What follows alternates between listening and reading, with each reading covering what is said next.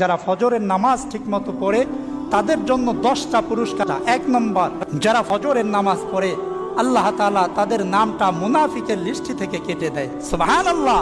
2 নম্বর, এই ব্যক্তি ফজরের নামাজ পড়ে তার দিনটা শুরু করে সারা দিনের জিম্মা আল্লাহ তাআলা নিয়ে নেন, সুবহানাল্লাহ। 3 নম্বর, যারা ফজরের নামাজ পড়ে তাদের পক্ষে ফেরেশতারা সাক্ষ্য দেয়।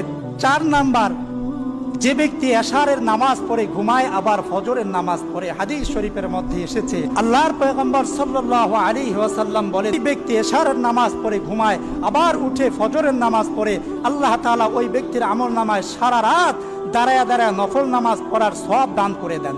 5 নম্বর, যে ব্যক্তি পায়ে হেঁটে, গাড়ি দিয়ে না, পায়ে হেঁটে মসজিদের দিকে গমন করে ফজরের নামাজ পড়ার জন্য, কিয়ামতের ময়দানে আল্লাহ তাআলা ওই ব্যক্তিকে আরশের নিচে ছায়া দান করবেন।